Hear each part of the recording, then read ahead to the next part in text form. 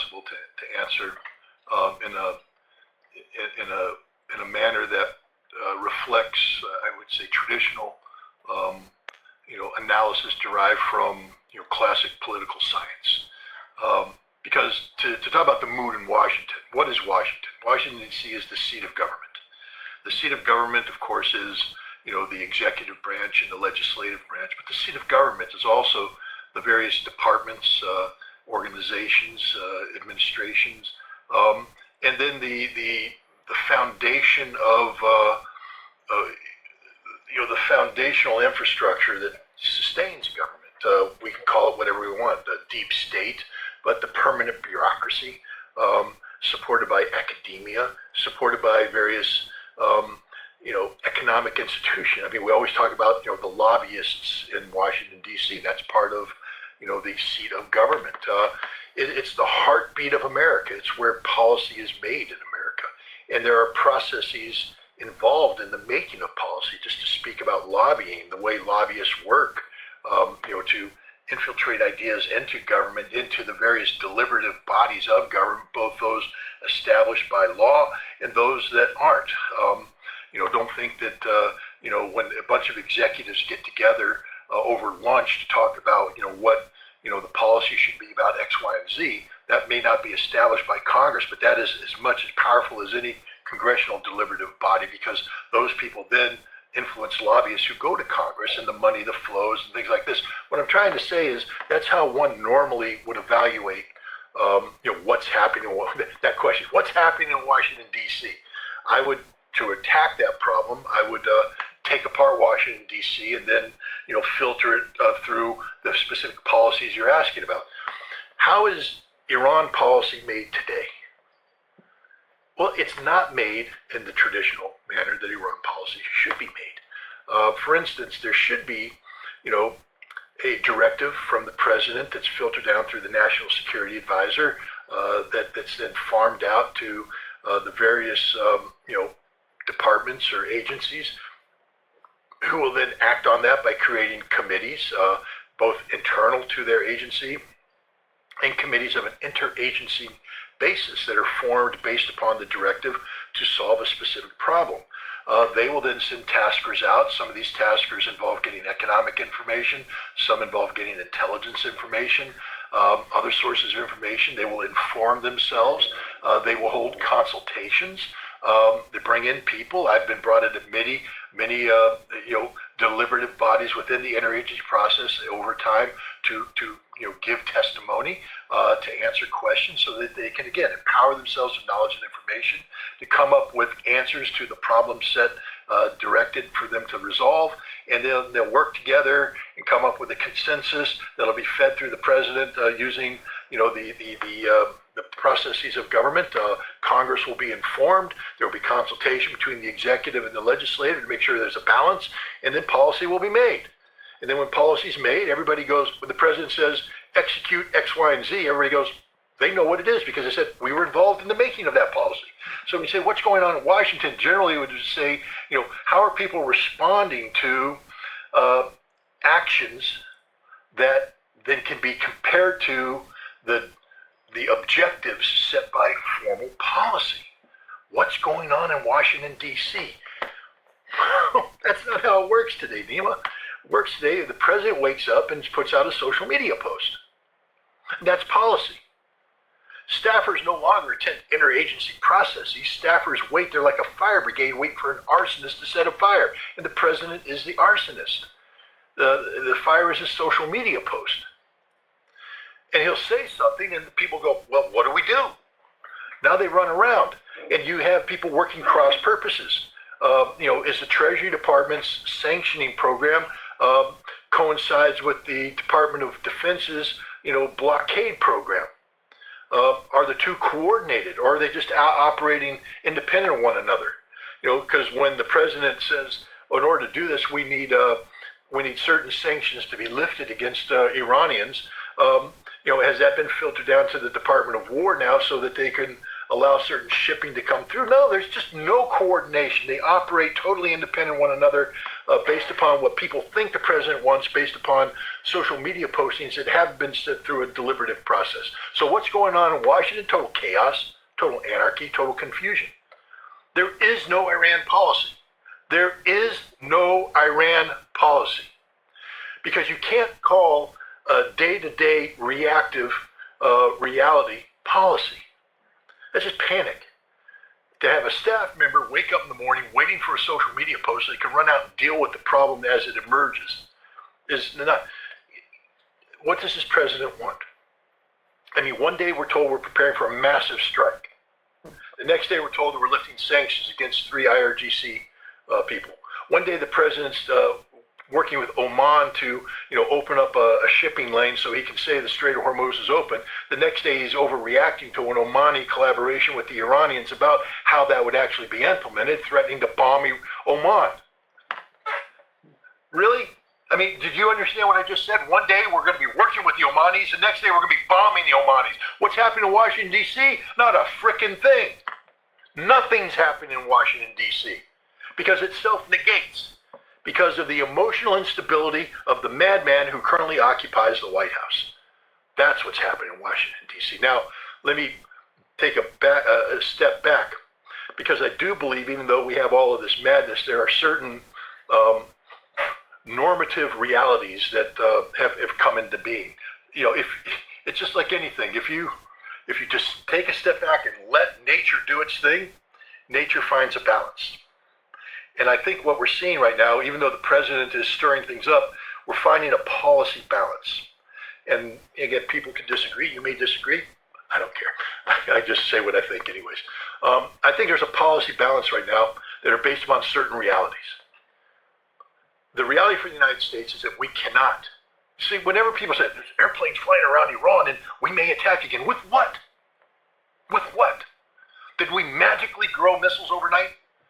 Did we magically increase the number of long-range strike weapons available to us? No. We know we're down to as close to zero as we can, and we know that there's concern in the Pacific and Europe that we don't have enough weapons to deal. The big question being asked right now in policy circles is, what happens if Russia and China get together and say, screw it, let's do a simultaneous attack?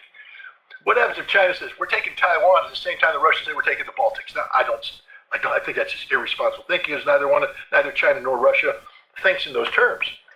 But, of course, we tend to mirror image ourselves, because we would do that. We would say, now's the time to strike, because we're a warmongering bunch of people, Europe and the United States. So we're projecting onto Russia and China our own behaviors. But the problem when answering that question, you have to come up with an answer. And the answer is, if they attack, we got nothing. The realization suddenly that we got nothing except tactical nuclear weapons. That's why Colby is putting forward new policy that says that we will use tactical nuclear weapons preemptive early on in any conventional conflict, because we don't have anything. So having said that, unless the president's planning on nuking Iran, and I don't believe he is, what are we going to do? We're not going to attack Iran, not in a military significant fashion. And I'll talk about there will be moments where there will be clashes. And I think this is going to be the new permanent reality. But now let's talk about Iran. So we know the United States is not inclined to carry out a massive military attack against Iran, because we can't. We can't sustain it. Iran. You hear a lot of talk. We're going to do this. We're going to do that. We're going to do this. We're going to do that. Iran needs economic stability. You know that. I know that. That's their number one priority. Economic stability over the long term requires, of course, certain realities to emerge in the Middle East, one of which is to get rid of the most destabilizing influence in the Middle East, the United States. And then to make it so that what happened in February never happens again. But we know that there's no MOU, it's dead, has been dead, and there will not be an MOU. That just isn't going to happen. So without an MOU, without a ceasefire, without any understanding, what understanding exists? The understanding of nature.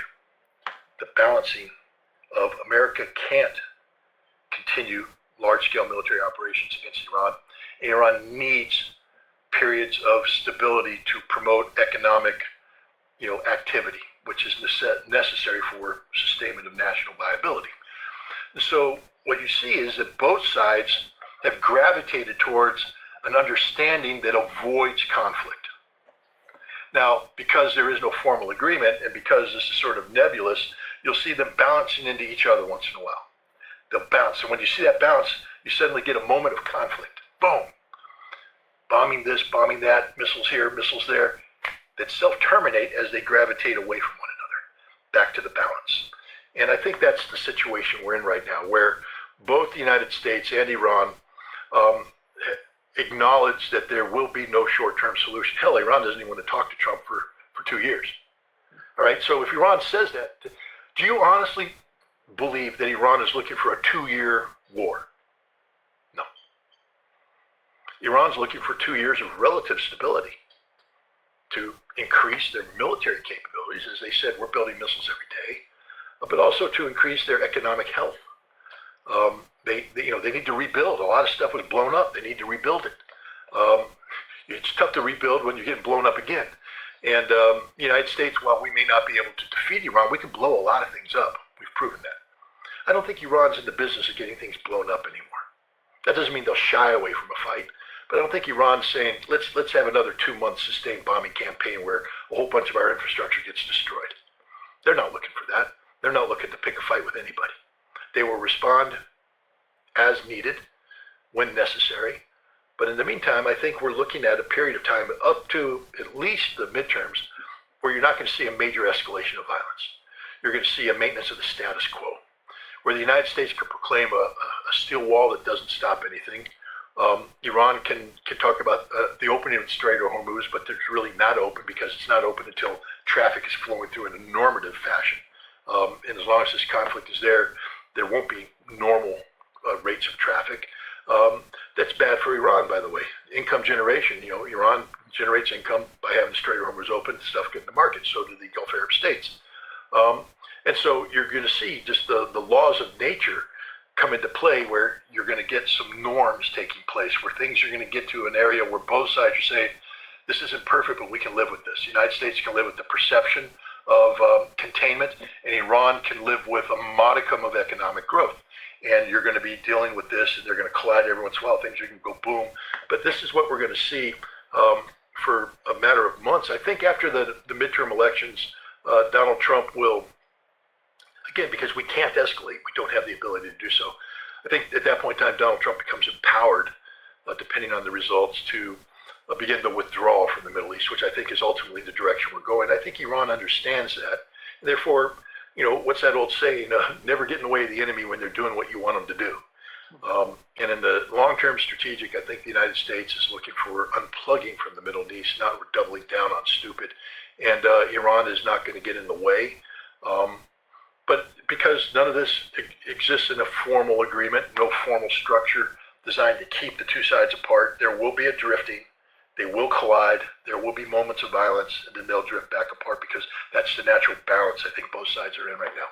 That's what I think is happening in Washington, D.C. If I'm not mistaken, one of the members of the Iranian parliament said, when it was all about, Iran is trying to assassinate Donald Trump did this and that, they put him in catering, it's all about, but he came out, he said, why do we need to assassinate Donald Trump? The guy is destroying the United States. Why do we need to assassinate him? Who's going to do that? I think this is the understanding. And the other point is, Scott, Iran is not, my understanding of Iranian position, they're not seeking any sort of escalation, but they want to control the situation with Donald Trump. They want to manage the situation, in the hope of maybe after Donald Trump, someone else going to come in and that's going to change the whole atmosphere between Iran and the United States. But the problem is we had the same thing with the Biden administration. We thought that, the Biden, he's going to go out. We're not going to have any sort of nuclear weapons being used in Ukraine. But everything got, today, look at the situation. It's worse than what it was before, And what is your perception of the whole case of the Iran and the United States in the West Asia? I'm talking basically about the Strait of Hormuz, because the main problem for Donald Trump is the Strait of Hormuz. And today he said, you would be amazed what he said today. He said that we have an alternative for the Strait of Hormuz. The alternatives are Texas, Alaska, Louisiana, and the people are coming here to buy But this is just making, Donald Trump says this way, and you see Scott Bessent talking about underground pipelines going, somehow in order to diminish the importance of the Strait of Hormuz. But after all, there has to be something practical, and you don't see that coming with the current administration. It's curious. I mean, I don't know too much about pipeline construction, underwater pipeline construction. I'm just a simple Marine. I don't do that kind of stuff for a living. I did follow the construction of the Nord Stream pipeline. I followed it very closely because, as you know, that the United States tried to prevent the Russians from completing, or the consortium that was working with Gazprom to complete that. And so, became knowledgeable of pipeline construction as you watch the pipeline work its way down the Baltic and get to closer to the port. What was being done, it was fascinating. The amount of infrastructure that went into that, and the thing is, you got to put ships out there that have to lower it down there. There's a big ship that does that, and it just lowers it down there. And then you got these guys go down there and they put it together. It sort of implies stability, though. I would have a hard time imagining one of these ships lowering a pipe as an Iranian cruise missile was slamming into it. So I'm always struck when people talk about making these underground pipelines. How the hell are you going to do that? Because they just don't grow themselves. It's not like Jack and the Beanstalk, and you throw a couple magic beans out there, throw water on it. Next thing you know, you got an underground pipeline. You're like, whoa, how'd that happen? I don't know, magic. And it takes years to do this. I mean, there's no way an underground pipeline would take place in the administration of Donald Trump. So right off the bat, you know that Scott Bessent is smoking dope. He's lying. There will be no underground pipeline that emerges in a way that impacts the current crisis of the Strait of Hormuz. First of all, I can pretty much guarantee you that you can't build an underground pipeline in times of war. Okay, that just isn't going to happen. And so, gosh, there's a problem, Scott, because you're building the underground pipeline because you can't open up the Strait of Hormuz because you have insufficient military capacity to do so. So if you can't open up you can't open the Strait of Hormuz because you lack the military power to do so, how are you going to protect the assets building the underground pipe? It's just crazy sometimes how people talk and nobody thinks through the problem. Again, I'm just a simple Marine. I don't claim to know about anything, but I pretty much can guarantee you can't build an underwater pipeline in a time of war because all your assets will be sunk. That's straight up. Went off. Feed that initial question. I had the answer. It's right on the tip of my tongue. It's about the Strait of Hormuz. The way that the question is, Donald Trump. He says that we have the alternatives. He's mentioning. Okay, now I got it. I'm there. Well, again, let's just the alternative. The alternative, what, Texas? So we're going to create. It's again the inherent inconsistency and insanity of Donald Trump. Why are we opposing Russia in Ukraine today? Good question. Because the Russian people that live in the former territories of eastern Ukraine woke up one morning to find out that the constitutionally elected president of Ukraine was no longer in power because the CIA and National Endowment for Democracy and other outside agencies fomented a coup d'etat, a violent coup d'etat, by the way, that they tried to blame on Yanukovych and the Berkut police, but it turns out it was the Nazi snipers that killed everybody, not the Ukraine. And we empowered these Nazis to come in who hated Russians, who outlawed the Russian language and began killing Russians. They called the Russian speakers of eastern Ukraine anti-terrorists, and they implemented an anti-terrorist operation that sent the military against these people. So they rounded up to defend themselves, and then implementing basic human right that has been set forth in the Charter of the United Nations of self-determination. They eventually said, we don't want to be part of this Nazi regime in Ukraine that bans everything we stand for. We want to be independent, and later on they want to be part of Russia. So they went through these processes, and Russia intervened, and we said, you can't do that about territorial integrity, sovereignty. I mean, these are big core issues for America, right? What's the president saying now? That we're just going to go in and declare the Strait of Hormuz to be American territory? That we're going to, we're going to have a referendum? Is he proposing a referendum? That's curious. Are the Iranian people going to get to vote in that referendum? Do you think the Omani people would actually vote in favor of that referendum?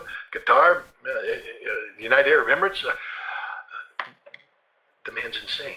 literally insane. And anybody who promulgates this thinking is irresponsible in the extreme. This concept should be dismissed outright, dismissed, and he should be ignored. Nobody should react to anything he says. Just ignore him, because it's a non-starter. You can't even begin to get to where he wants to get. First of all, the thing about Texas, Mr. President, is you need to have a guy named Sam Houston that kicks the crap out of Santa Ana, okay? You know, that's sort of what made Texas, Texas. You know, the ability of Texas to actually break free of Mexico. You know, you need to win a war. You haven't done that. You haven't won a war. You lost a war. You didn't win a war, you lost a war. In order to have Alaska, you have to have a country that actually owns the totality of the territory willing to sell it to you legally. Now, if the Strait of Hormuz was a singularity, meaning its own standalone nation, we might have something to go on here. The president might be able to say, let's talk to the Strait of Hormuz. Let's talk to the nation, the Hormuz people, and get them to decide they want to be part of America. All you Hormuzians over there, you know, join America. You know, yay, maybe. But the Strait of Hormuz is not a singularity. Last time I checked, there's a whole bunch of, you know, lines on a map saying this belongs to this country, this belongs to that country, and none of them get along. They don't. So it's a non-starter. The Strait of Hormuz is actually, again, come back to what we talked about earlier, it's a self-solving problem, to be honest.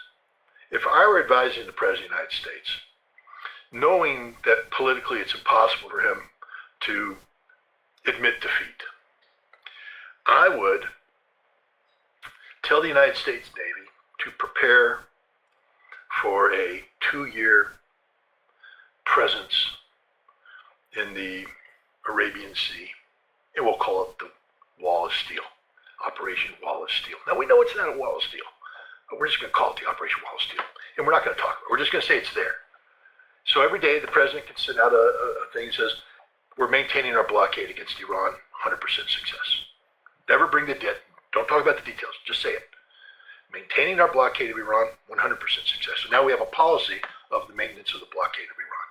And that causes some problems for the Iranians, insurance issues and things of that nature. And then, don't do a damn thing. Let the Strait of Hormuz solve itself. Because what will happen is all the nations in the Gulf will get together and say, how do we get ships to flow through here? Kuwait needs ships to flow through there. I'm just telling you, UAE isn't going to build any magic underwater pipeline. 2 years, that's Trump's term. That's when the Iranians aren't talking to him. In 2 years, in less than 2 years, in 6 months, the Strait of Hormuz problem will resolve itself. If the United States does nothing other than maintain a blockade. And when I say maintain a blockade, just park ships there. Hell, I don't know, every week go ahead and board one just for fun. Just to make it everybody know, tell the Navy, go out there and board a ship. Board a ship. Navy will love to because they're bored out there as long as you feed them. And we seem to have a problem feeding our sailors. But if we can feed them, they'll go board a ship and they'll produce a video and CNN will play it. And the American people will say, my God, we're maintaining one hell of a blockade. Meanwhile, the Strait of Hormuz opens up. And instead of having 13% of capacity flowing through, we'll have close to 100% capacity. It won't be 100 because Iran isn't going to allow shipping affiliated with Israel or the United States to go through. But you'll see the other states say, we need peace with Iran. We need normal relations. And they'll start establishing it. The Strait of Hormuz solves itself in Iran's favor if nothing is done. And that's what I would advise the president. Just don't do anything. Let Mother Nature run its course. When I was in college, I always laughed about the way the sidewalks were laid out, because I'd come out of my dorm and there'd be a sidewalk just going straight up there, and I'm like, how the hell did they decide to put the sidewalk that way? And then I talked to one of the managers. They said, well, back when in the day, because it's a college that was made in the 1700s, students just walked to classroom, and students take the most practical route. And all we did is take a photograph above, and we said, that's where our sidewalks are going to go. We're just going to lay down sidewalks where the students naturally go. Nature takes its course. Let the Strait of Hormuz define itself. If you do this, Kuwait, Qatar, Bahrain, Saudi Arabia, Iran, Iraq, they're all going to come together and say, what do we need to do? Because we all benefit with the strait being open. How do we make this happen so that everybody, and this will not just lead to economic understandings, but political understandings as well. And again, from the United States perspective, we lost a war. The question is, how do we clean it up? The more we try to intervene now to force an issue with a we can't, it doesn't work. Give it 6 months of doing nothing. Let Mother Nature decide what's going to happen. And then come in and say, all right, now that you've created this, how can we unplug without disrupting this? And that's the key, to be as least disruptive as possible to something that is operate to the economic benefit of the collective, of the world, of the United States. This is what I would advise the president. It's a damn good, it's the way to go. But he's not going to do it because this president has to be in control and people are going to wake up and piss him off in the morning. I mean, again, Oman, 1 minute. 1 minute we're working with the Omanis on how to negotiate passage to the strait. Next minute we're bombing them or threatening to bomb them. How do you do this? 1 minute with the Iranians, we're lifting sanctions on the IRGC. The next minute we're talking about resuming a massive bombing campaign. I mean, this is the kind of policy inconsistency that creates paralysis. I think Iran in the long term is going to allow Mother Nature to run its course. Iran's already taken the approach that I've recommended, just hands off. Trump, we're not dealing with him. We're not dealing with Trump. We're just going to let Mother Nature do its thing. And if the United States did that as well, Mother Nature, the natural course of events, because everything works on a pattern. I mean, people need to eat. That means we're going to find ways to get food to the table, which means that people are going to collaborate on how to get crops, picked, processed, and transported. And you just let the natural course of things decide this. People need fuel. People need these things. We already have infrastructure in place that will naturally gravitate to meeting the needs of the collective if we just let it do its business without, imposing wars on it to be disruptive. We lost a war. The United States lost a war. There's people out there that don't want to admit it, but we lost a war. The best thing to do right now is figure out how we can repair the damage done by conflict, and the best way is to ensure that there is no future conflict, and the best way is just to let the locals. How do you stop this may not work with gang wars, but how do you stop a local fight? Get the outsiders the hell out of the way. Remove the outside pressure. And you'll find that locals will come up with compromises that allow things to happen so that life returns to normalcy. Local solutions are the best solutions. And right now, the Strait of Hormuz needs a local solution, not one that's dictated by a mad, insane, cult leader in Washington, D.C. What do you make, Scott, with what has happened with the Abraham Lincoln aircraft carrier? Because there is a new report on MSNBC. It says that the aircraft carrier was not resupplied because Secretary of War Pete Hegseth lied to Donald Trump about the U.S. Navy's fifth fleet in Bahrain being completely destroyed by Iranian strikes.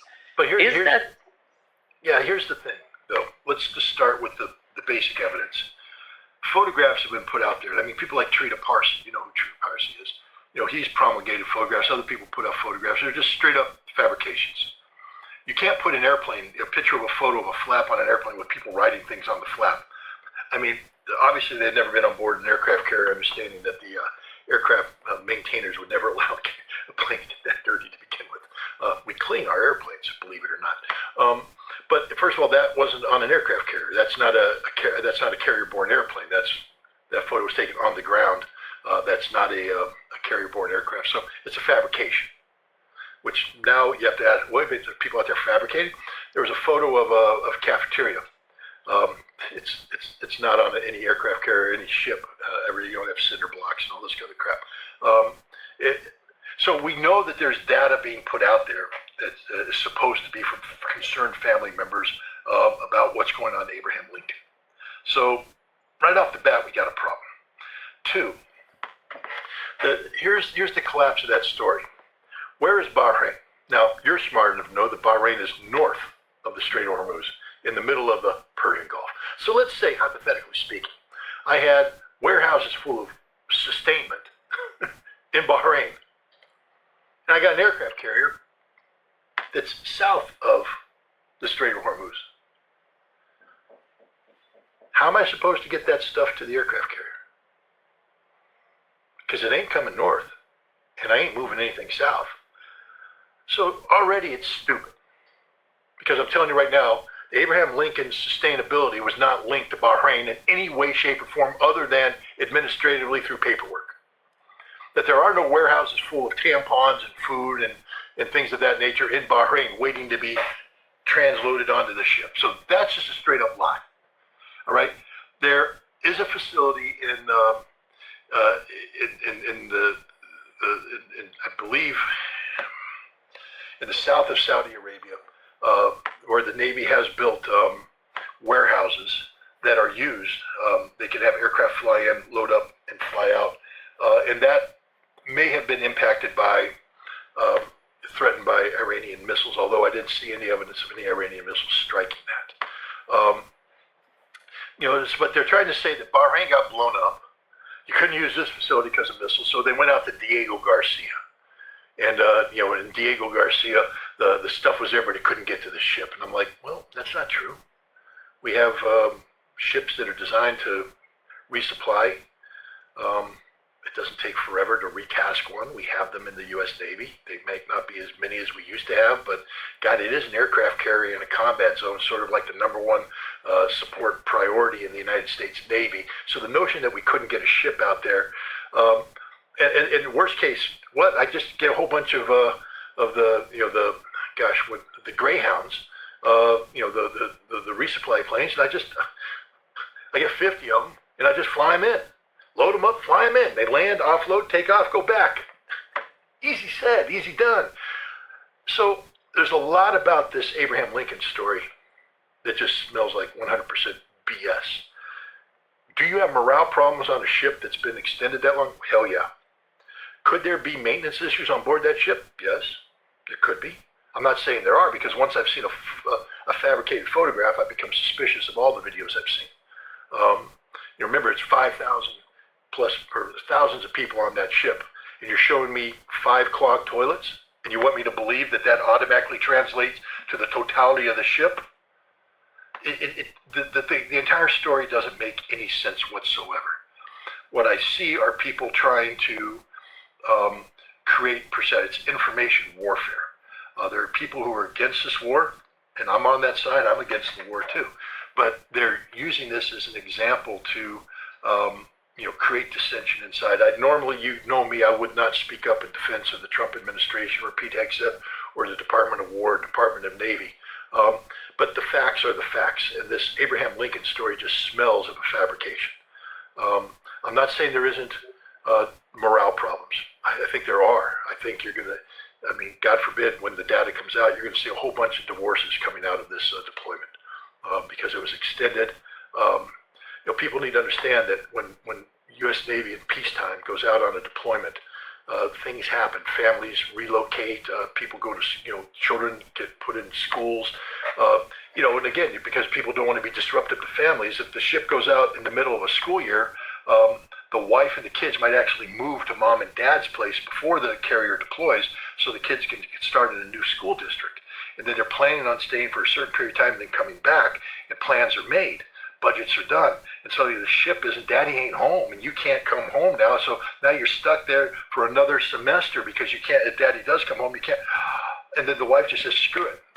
It's not like I have a husband here anyways. I might as well not have a husband. Goodbye. We're staying here. And, and next thing you know, the guy gets a Dear John letter or Dear John email or Dear John video while he's deployed, and he gets depressed. People have been blowing their brains out on deployment over Dear John letters for a long time. Guys killed themselves in Vietnam. Guys killed themselves in the Gulf War. Guys killed themselves in our Operation Iraqi Freedom. Guys killed themselves in Afghanistan. Love does strange things, and those letters aren't easy to receive. And this is where you need good leadership. Leadership to, not just on the ship, but leadership ashore. Leadership that predicts this kind of thing. That wife should never be surprised. The military should have done a better job, should have kept the wife on the base, and in that school district, and then people supporting. So when the husband isn't home, there's a support network that comes in. That's the way we used to do business. But apparently that's all gone to hell. So when you extend the ship, and this is where Donald Trump is just flat out wrong, where he said they're not deployed long enough. Well, he's never been on a deployment. So what the hell does he know?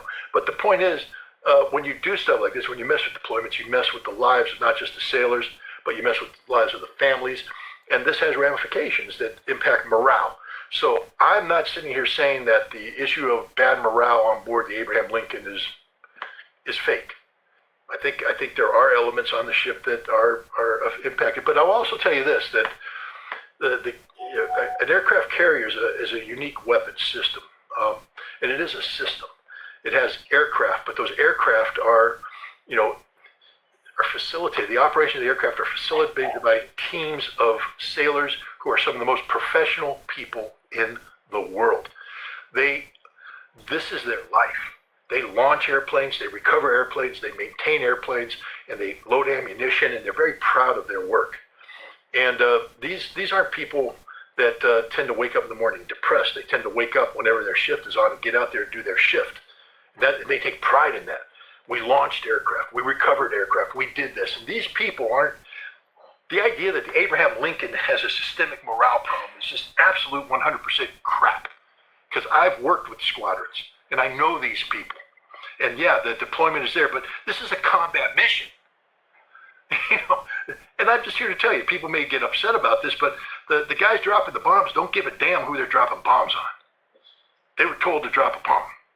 Whether they're dropping a bomb on the Houthi in Yemen, on Iraq, on Iran, on Hezbollah, they don't care. They have a mission. Launch the aircraft, get the airplane to the target, drop the munitions on the target in a way that deals with the target the way it's supposed to be dealt, recover and get ready to rinse and repeat and do again tomorrow. Welcome to the reality of war. If you think for a moment that these guys are waking up going, why are we bombing Iran? No. You don't live long in a war zone when you start thinking like that. You got to think about, okay, I got to get my crew rest. I got to get up. All right, I got to fly. What are my flight parameters? What's the threat model? What's the intelligence say? How am I going to defeat the surface-to-air missile threat? How am I going to stay outside the range of this radar? This is what goes through the minds of military professionals, and these are military professionals we're talking about.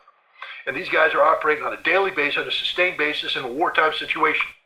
Now, you can get them drunk in a bar afterwards, and they'll say that was a long deployment, da-da-da-da. And maybe at that time they've reflected on why we went to war with Iran and they read up on it. But right now, I can just promise you that the vast majority of the sailors on the Abraham Lincoln are doing their damn job. They're doing their damn job.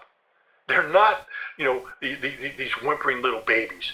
And again, I have to say, the fact that we have fake photographs being put out there leads me to believe that a lot of what we're hearing about the Abraham Lincoln is just deliberate misinformation designed to affect the morale of the Navy and undermine, President Trump. And again, I'm not saying that it's wrong to undermine bad policy, but yeah, you sort of have to do it in an honest way. And there's a lot about this Abraham Lincoln story that just makes no sense to me.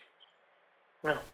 There is a report on Washington Post that says the Pentagon is assessing whether to reduce the U.S. military presence in the Persian Gulf, and they're talking about considering including to move the forces toward Jordan, Israel, and Saudi Arabia.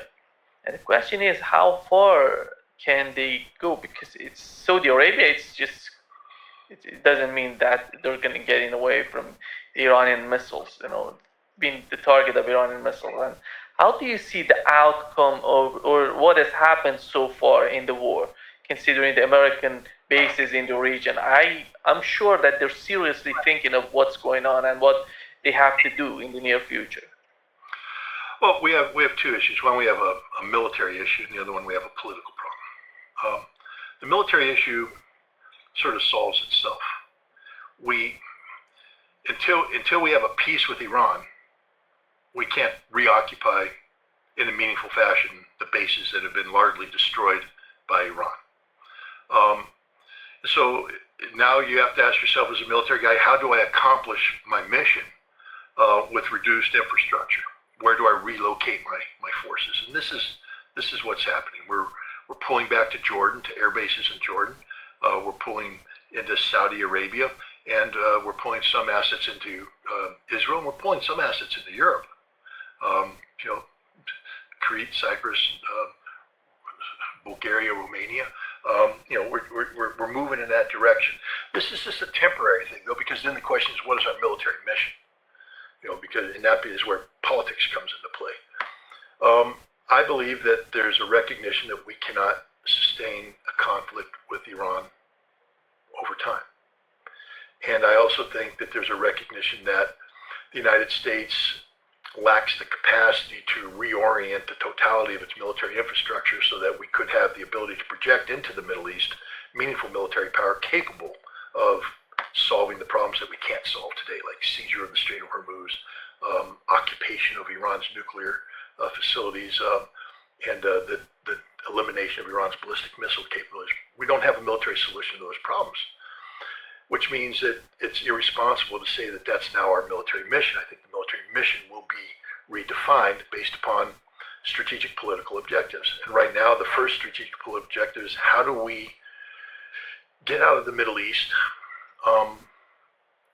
in the least disruptive way? How do we get out of the Middle East in the least disruptive way? And one way is through retrograde operations towards Europe, meaning we move towards Jordan and Israel. But that's not sustainable. I mean, what is Jordan? Is Jordan part of Europe? Is Jordan part of the Middle East, of West Asia? And of course, they're part of Middle East and West Asia, which means eventually Jordan will have to gravitate towards this. Is what happened in, when we talked about Syria and Iraq and American military presence in Syria. I always said the moment Iraq becomes unsustainable, Syria is resolved. And look what happened. Iraq became unsustainable. We're out of Syria in a heartbeat. Solved its problem. Kuwait's now unsustainable. We're out of Iraq. And now which means we're out of Bahrain. Logistically unsustainable. Can't happen. So we'll fall back. Saudi Arabia, I don't know how much longer we're going to be there, but Saudi Arabia has begun to look elsewhere for its strategic security requirements. It now has this pact with Turkey and Pakistan. There are alternatives to American weaponry out there that Saudi Arabia can buy into if necessary. We have energy issues that, even though we're not buying Saudi energy today, it impacts the global energy security market. So we may hold on to Saudi Arabia, hold on to a military posture. So Saudi Arabia, I just reminded people they can't fight. Just remember that. It's not like, when we withdraw from Saudi Arabia, the Saudi army's going, we got this, boss. We got it. We're the Saudi army. We're strong. We lift weights every day. We run 6 miles with heavy weights on our back. We're ready to fight. No, these are the fat guys that get wiped out by Ansarallah every time they go head to head. All right? And Saudi Arabia knows that if they're left exposed, they're going to lose southern Saudi Arabia. Southern Saudi Arabia used to be part of Yemen. And the Yemeni may decide to come and take it. I know during the Gulf War, in the run-up in the fall of 1990, we sent the 7th Marine Amphibious Brigade to Saudi Arabia, Eastern Saudi Arabia, and they set up. We're going to stop the Iraqis if they come down. So we got one brigade of Marines. I think we had another brigade of airborne out there someplace, and we're going up against several divisions of the Iraqi Republican Guard. Now, Marines are pretty damn good, Nima, and I will never shy away from a fight. Give me a K-bar, I'll take on a tank any day, but I'll die. They'll give me a medal, bury me nicely, whatever remains of me. But Marines aren't going to run away from a fight. But we knew what we were. We were speed bumps. If the Iraqis decided to drive south, there was nothing we could do to stop them. Straight up reality. So we're sitting there going, hey, Saudi Arabia, by the way, we're in your country to help you. And you got this army down there hanging out by the Yemeni border. Why don't you bring some of those brigades up here, at least pretend like you want to fight with us and die with us to defend your country? And the Saudis were going, no, because those are Yemenis. We're scared of them. We're not leaving our border unprotected. This is the reality. So Saudi Arabia has to deal with the Yemen problem. Now, Pakistan, there was some talk a couple years ago, I think, where Saudi Arabia, made a big deal about getting the Pakistanis to deploy one of their divisions to help out in Yemen. And the Pakis said no. And that caused a little bit of a brouhaha. But Saudi Arabia is dependent upon Pakistan for manpower, at the officer rank especially. And what we could see as long as it doesn't involve the deployment of Pakistani troops into Yemen, because I think Pakistan will reject that. But we could see with this new pact where Pakistani troops come in and help, secure Saudi's border with Yemen, and this might give the Saudi Arabians more confidence, and maybe the Pakistani Air Force can come in and help reinforce the Saudi Air Force and the security of Saudi airspace. And when that happens, then and Turkey here, because here's another big one. People never think about this, but I'll ask you: how many? Let's just do some basic questions. Is Qatar and Saudi Arabia, are they friends? And the answer is no, not at all. Has Saudi Arabia threatened Qatar militarily in the past? Yeah. How many troops does Turkey maintain on Qatari soil? Thousands. Why? To protect Qatar from Saudi Arabia. But I thought Turkey and Saudi Arabia just signed a defense pact. See, it's not as easy as it looks, ladies and gentlemen. It's actually a pretty complicated situation. I think once the Saudis and the Turks can actually resolve some of their regional differences, Saudi Arabia will feel confident enough to tell the Americans to leave. But in the meantime, America is one giant security blanket. I mean, I used to have a blanket when I was a kid. It's still one of the most traumatic moments of my life. I had this blanket, and it was my little blanket, and I carried that blanket everywhere. I was just sitting there sucking my thumb with my blanket, and I had that blanket as a child, and I remember I got to kindergarten, I had that blanket, and I'm moving to the first grade, and this blanket is no longer a blanket because I used to pick at the fuzz too. That was my thing. I had the blanket, I would pick at the fuzz, make little fuzz balls and all that. And one day my mom came in and saw this threadbare thing on there, and she said, no, and she threw that blanket away. Boom! My world ended. I mean, that was it. I no longer had my blanket. It was just impossible for me to live. Now, eventually I grew up and got away with it, but the United States is that security blanket to Saudi Arabia. And right now it's sort of threadbare. Saudi Arabia's been picking the fuzz at it, but they still need that blanket to go to bed tonight. They still suck their thumb. At some point in time, in order to get rid of that blanket, they're going to have something else that's going to replace it. And is it going to be this pact, this Turkish-Pakistani pact? I don't know, because there's some inherent problems. Again, Pakistan's already told the Saudis to pound sand when it comes to providing troops to resolve the Yemen situation. What kind of ally does that? And Turkey's got troops deployed to Qatar to fight the Saudis in case they make a move on Qatar. What kind of ally is that? So this isn't what it all seems to be, everybody. We know it's not about Iran. Everybody said, even the Iranians are like, that doesn't bother us. But what's it about? Israel? Or it's just about they don't know what to do because there's now a psychological vacuum in the security realm because the United States has got their butts handed to them by the Iranians. And everybody's going, how do we live going on? So they're trying to construct something. We'll see. But eventually, I believe the United States will have to leave Saudi Arabia as well because Saudi Arabia is no longer going to be focused, gravitated towards the United States. They're going to be shifting their focus of attention elsewhere. But they've got a lot of problems they have to resolve. Remember what I said earlier about letting Mother Nature run its course? You know who's pretty good at that? One of the best Mother Nature practitioners of foreign policy in the world today, China. China's pretty good about just saying, let it happen. Let's see what happens. See, you know how China does, you know what BRICS is? I mean, not BRICS, but BRI? Belt and Road Initiative. Belt and Roads Initiative, yeah. It's the equivalent I talked about in my college. See, China's got this big, giant, hypothetical satellite above there taking a picture of the global economy. And they look at it and they go, I don't have to invent trade routes. They exist.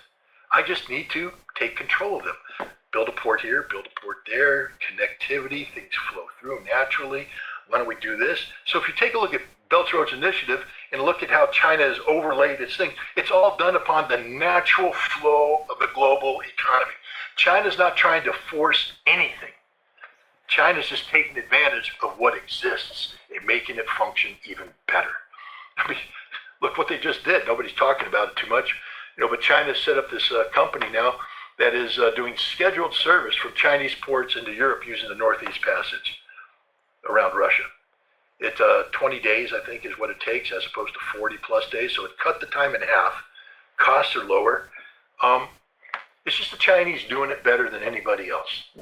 On a scale. I mean, anybody can say, well, I ran a ship through there. Well, China's just running a ship. They're running ships. It's a big line, giant container ships going through taking advantage of Russia's 43 icebreakers, including several nuclear power icebreakers, and China's on good relations with the Russians, which means that their icebreaker fees are going to be lower, and they lower the cost of doing it. It's just called letting. The Chinese are really good at this. And the Chinese, right now, when they look at the Middle East, remember, they got the Saudis and the Iranians to have a rapprochement once, because it's the natural course of things. See, the United States is the antithesis of the natural course of things. We try to create friction. We purposely create friction so that we have nations fighting each other because we've decided it's best to sell weapons and permanently keep the region unstable. But what happened there? It leads to a Strait of Hormuz type situation, which isn't just bad for America, bad for the world, bad for the region. And the United States now is the problem, not the solution. So what is the solution? Stop trying to force things. Let Mother Nature run its course, and it will happen. And the Chinese, when that happens, the Chinese sort of moving, because they're the best in the world at saying, hey, let's let it run its course. They'll figure out what's the best pathway and all this stuff, and things will run at maximum efficiency. That's your solution. Get the United States the hell out of there, especially with this current leadership.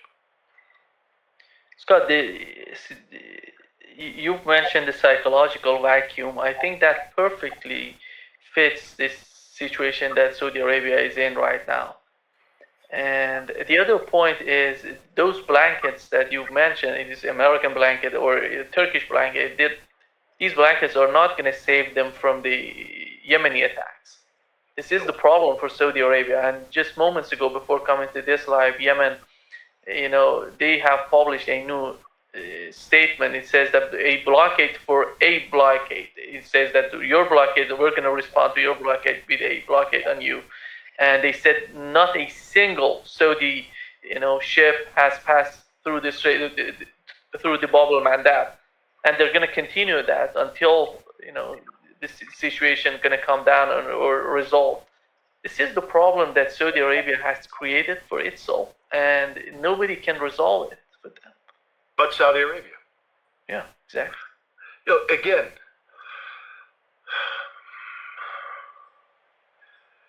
I can't answer the question. Why did Saudi Arabia go into Yemen to begin? Now we know why, because the Ansarallah overthrew the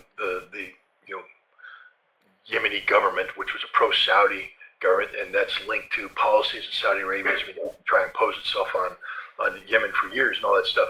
But the problem was always Saudi Arabia. The problem has always been Saudi Arabia, because Saudi Arabia pictured itself as a regional military superpower. Look at why does the UAE do what it does in Africa? Because it's in competition with Saudi Arabia, that's seeking to make itself a regional power by controlling various governments and resource intensive regions. And UAE's responded by trying to take control of ports and things like that. So there's this regional superpower competition taking place that's created a problem in Sudan. It's bled over to Chad. It's bleeding over elsewhere. It doesn't need to happen. If the Saudis would just take a cue from, China, just let it happen, baby. First of all, you don't have to be at war with Yemen. Just treat them with respect. And if you treat them with respect, it's going to be amazing what's going to happen. Because Saudi Arabia, because of its position as a major energy producer, has the ability to influence, the economy of the region, unlike any other nation. Similar to Iran. And again, if you let Saudi Arabia and Iran peacefully coexist, a natural balance will occur. A natural balance will occur. Instead of trying to impose your will, accept what the natural balance is, and then make that, thrive. Knowing that there are limitations to what you can do. But both, Saudi Arabia and I would say Iran has to be careful not to become guilty of this, is seeking to make their reach greater than it naturally should be. There are things, that the natural flow of events allow, a nation with a specific population, resources, etc., to say this is our, what should be our normative sphere of influence. Saudi Arabia can do the same thing. They can resolve the Yemeni solution simply by respecting Yemen, instead of trying to impose their will on Yemen. Um, and they could stop, seeking military competition in Africa, and work with United Arab Emirates to, come up with, an equitable economic relate. And the Chinese are good at this.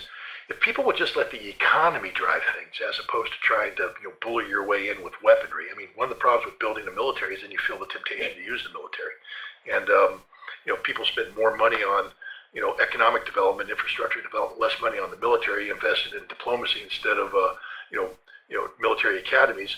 We might find that peace is breaking out all over the place, and everybody's going to be doing all right. But that's the whole thing about the Saudis right now is they need to accept that there are limits to what they can do. Now there's some complications with Saudi Arabia just by the nature of the regime. I mean, we can never forget how Saudi Arabia was created, the deal with the devil. The Al Saud family sat down with the Wahhabists and said, Mecca Medina belongs to this extreme faction of head choppers, and they get to dictate things in order to bleed off and prevent the Wahhabis from holding the Saudis, the Saud family accountable for its extravagant non-Islamic lifestyle. We export Wahhabism abroad as part of our foreign policy. So Saudi Arabia's got some inherent problems of its own that can't be resolved if Saudi Arabia continues to exist the way that it exists. I mean, either the Saudi family has to go or the Wahhabis have to go, but the two aren't going to be able to peacefully coexist with one another for too much longer. Be that as it may, Saudi Arabia doesn't need to be. You know how we talk about Ukraine being bled to death by the West as a foil against Russia? Saudi Arabia needs to wake up and understand that the United States has been using Saudi Arabia as a foil against Iran, and that we don't care about Saudi Arabia. We don't. And that if worst case, we'd allow Saudi Arabia to ground down to nothing. Saudi Arabia is meaningless to us. And the Saudis should wake up and understand that the blanket they have isn't actually a blanket, a security blanket. It's it's a prison. It's a blanket that the United States uses to wrap it around you and hold you and get you addicted to and everything like that. We don't care about Saudi. We don't care about anybody in the Middle East except Israel. And even then, we don't really care about Israel. We're compelled to care about Israel by, different issues. But as soon as people realize that, every Arab leader that wakes up and says, I'm a friend and ally of America. No, you're not. We don't like you. In fact, we hate you. Look at America. Look at the reality of America today. I wouldn't want to be a Muslim living in America. I mean, I just finished having, I spent a weekend with some great people in Long Island, New York, and in New Jersey. Islamic community, both Shia and Sunni. They came together over the occasion of Ashura and Arba'in, to talk about what Karbala means to the Islamic world. And these are peace-loving people, educated people. They're good citizens. They care. They care about things like the Constitution. But the reality is, the vast majority of Americans don't even know who these people are, what they stand for. They don't want to know. We're wrapped in this ignorance that we allow people like Laura Loomer and Sarah Adams and others just to promulgate this Islamophobia. And so we don't even love the Muslims that live in America. Americans, loyal Americans. You think we love Saudis? We don't even know who the Saudis are. You think we love the Yemenis? We don't even know who they are. We couldn't tell you what a Jordanian is. We couldn't tell you what a Syrian is. I mean, when we speak of Syria, are we speaking of the Maronites? Are we speaking of the Sunnis? Are we speaking of the Alawites? Are we speaking about the Druze?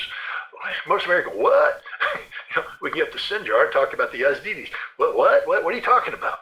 They don't know anything. We couldn't talk about the tribes. We couldn't talk about the different tribes that populate the Syrian desert that have to migrate through the Anbar Desert down into Saudi Arabia and how they've been doing that. And they're really, they view themselves as, Bedouin or Arabs as opposed to Syrian, Iraqi, Saudi. None of this crosses our mind. We don't know the history of, how Sunni and Shia faith began. I have to be educated on a constant basis. I talked about the Battle of Karbala, and I said, it was the Shia under Hussein that were squared off against the Sunni of Yazid. There were no Shia during the Battle of Karbala, and there were no Sunni in the Battle of Karbala. There were Muslims. Muslims that believed in the teaching of Prophet Muhammad, called them what became the Shia, and the Muslims that had allowed the corrupt, Umayyad Caliphate to corrupt Islamic principles, called those the people who supported Yazid. But there was no Sunni and Shia. There was no Sufism at that time, the mystical aspect of it that transcends both Sunni and Shia faith. But the average American doesn't know this. And so if you're in the Middle East and you wake up and you go, America's my friend, no, we're not your friend. We despise you. We openly despise you. We mock you behind your back. We have the world's worst names for you. We don't even want to understand who you are or what you are. You are a resource to be expended to our benefit exclusively.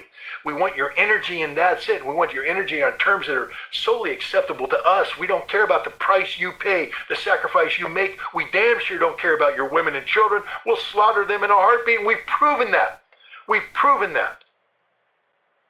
So when is the Middle East going to wake up? When are they going to wake up and understand that the single greatest threat to Middle Eastern peace and stability is the United States of America, and stop viewing us as your friend? We are not your friend. A friend would never do to you what we are doing to you. A friend would never ask his friend to burn his house down. And yet that's what we're asking the Middle East to do for our exclusive benefit. Burn down your house. And it's not like we have a plan to rebuild your house or resettle you. Burn down your house. Why? Because it's good for us. But it's not good for me. But I don't care about you. The truth has come out. America as a nation, collectively, we want the Middle East to burn down their own house because it gives us short-term gain. If I lived in the Middle East, I would reject the United States in totality. That doesn't mean reject the American people. Because even though we're ignorant, we're not that bad. So I'm not saying go out there, kidnap Americans, and behead them. Please don't do that. Fact is, if you actually met your average American, you say, you guys aren't too bad, you're just stupid. And hopefully we'd be honest enough to go, yeah, we're pretty stupid. Maybe we need to learn a little bit more about the world we live in. How about get a passport, get some money, and go visit the Middle East and learn about it? I'm doing that next year, by the way. I'm going to Karbala. I'm going to participate in Arbaeen. Why? Not because I'm Muslim, but I really want to know more about the Islamic faith. I want to learn more about the Shia faith. Not because I want to become one of them, because I want to live in peace with them. I want to live in harmony with them. And the best way to live in peace and harmony with people is to actually learn about them. And the best way to learn about them is to be with them, be among them. That's what I do in Russia. I go and I be among the Russian people. I learn. I listen. I'll go anywhere in the world. I hope to be able to get to Iran at some point in time. We just have to find a way to do it without putting me in jail. But when we figure that one out, it'll happen. But that's the best way to resolve issues, is to learn about people, understand them. Doesn't mean you surrender to them, you're subordinated to them. I'm not me. I'm not going to bend the knee to anybody. But I don't. Why should I live in a world where that's my option? Stand tall or bend the knee. How about stand next to each other, extend a helping hand, and say, hey, how you doing? I mean, that's what I do. I do these challenge coins when I go to Russia. Every time I go on a trip, I do a challenge coin. But you see what's there? What's prominent? It's the shaking of hands. When I first went to Russia in May of 2023, basically my motto was one handshake at a time. I mean, I'm going to go to Russia and convince Russians that Americans aren't a threat. And I'm going to do that one handshake at a time. I'm going to go to as many Russians as possible, put out my hand and shake their hand and say, hi, I'm Scott Ritter. I'm an American. It's a pleasure to meet you. I want to learn more about your country so that we can live together in peace and harmony. One handshake at a time. It's simplistic, but it really is the solution. But if you're not willing to do that, then you're the problem, not the solution. If you're not willing to go out there and extend your hand and meet people, talk to people, and learn about people, and figure out how to live in peace and harmony, then you're the problem, not the solution. And right now, America's the problem collectively. Yeah. Scott, before wrapping up, we had an Israeli attack on Syria, and they're talking about Turkish military is building up something in Syria. That's why there's so much concern about that. They want to reduce the power of Turkey in Syria. And you see the reaction from Donald Trump and his administration. For example, Tom Barrack was so much anxious about what is happening. Nothing is happening. It's dangerous. We have to calm down. We have to talk. We have to do this and that. But Israel doesn't want that. Israel doesn't want to calm everything. They don't want to reduce the tensions. They want to increase the tensions because this is one of the games for Israelis to keep these conflicts back and forth in order to get the United States involved more and more in the West Asia. Well, it's not just, I wouldn't say it's the game of the Israelis. I'd say it's the game of Netanyahu. This is a game that Netanyahu has been playing for some time now to, posture as the security prime minister. I'm the only guy that cares about security. We saw that after October 7th. Again, there's so much wrong about October 7th. There we go. Damn right, Scott. Hamas went across the border and slaughtered those innocent Israelis. That's not what I'm talking about. So much wrong about the Israeli behavior on October 7th. The intelligence failure. The leadership failure of that. And there hasn't been a full, accounting for what happened in the lead up to October 7th, how it was allowed to happen, and how Israel responded after that. Of course, we know there's a problem because what happened on October 7th is the Israelis said, okay, we're going to resolve the problem of Gaza once and for all. And they implemented policies that led to genocide, the ongoing genocide that's taking place to this day. And that became a policy failure for Israel. Yes, they're very good at killing Palestinians, but they weren't very good at solving the Palestinian problem. Hamas still exists. They haven't defeated them. They're not going to defeat them. So then you have to expand the fight into Lebanon. Now they're going to take on Hezbollah. And, Israel, of course, does its thing. Pagers blow up and the middle management gets weakened. They assassinate Hassan Nasrallah. They kill some senior management. And Hezbollah has to take a step back and regroup. But look at Hezbollah today. Alive, kicking. Israel hasn't solved that problem. The problem's unsolvable. Israel can't solve the Hezbollah problem. And so now they expand the conflict into Iran because, that was ultimately, that's what Netanyahu said. If we solve the Iranian problem, all the other problems resolve themselves. But Israel couldn't solve the Iranian problem, and they're not going to solve the Iranian problem. The Iranian problem is unsolvable. And now there's an election coming up. Where else do you expand this conflict? Turkey. And you're going to use Syria as the vehicle. And that's what all this is about. It's about Netanyahu trying to intimidate the Israeli people into, buying into his body of lies that he's the security guy. Turkey's now the threat. And you saw this. You've got Israelis saying that Turkey's a greater threat to Israel than Iran is. And so now what they're doing is they're trying to create the conditions of, conflict potential with Turkey. Are they actually looking for a war with Turkey? I don't think so. Because unlike Iran, Turkey can actually put Turkish troops on the border with Israel. And Israel can't beat them. Let's be straight up about the Israeli military. They suck. They're horrible. They got a lot of really good equipment, but they don't know how to fight. That was proven. I mean, you look at Hamas. They have some good troops, but generally speaking, the guys fighting the Israelis were just boys with big cojones. To crawl out of a tunnel and run across an open field and place an anti-tank mine on a tank and then run back, that's not sound tactics. That's just straight up courage. And the courage of Sinwar, the way he died, courageously, not flinching. Tactically, not much what they do is sound, but it's just courageous, and they're willing to die for their cause. You know who's not willing to die for their cause? The Israelis. Every time they die, the whole nation goes into mourning. They're incapable of taking serious casualties, and what happens when they start to take serious casualties? They have to back off. I mean, come on, if Gaza was really an existential threat, it would be solved today. It's not a difficult military problem if your military is willing to do what it takes to accomplish the mission. The problem with the Israelis is when they start taking casualties, they back off because they don't know how to take casualties. They don't know how to die. And you see that with Lebanon. You can take these villages that are defended by Hezbollah. I can take them. Give me my Marines. I'll take every single one of these villages. I'll lose a lot of Marines. Oh, we'll die. But by God, we're going to take that village. We're going to kill everybody in that village because that's what we do. The Israelis don't do that. They don't know how to die. They don't want to die. And therefore, when Turkey, let me tell you something about the Turks. That coup that took place in 2016. there was a Turkish special forces colonel, the deputy commander of the special forces, who landed with about 40 special forces guys at the special forces headquarters, and he was going to take control of the headquarters. And if he did so, he'd be able to direct things, and the coup might have succeeded. The commander of the special forces was out and about in the town, and he learned about this. He started making phone calls, saying, "Oh, there's stuff happening here." He couldn't get back. They tried to ambush his car, and he escaped the ambush.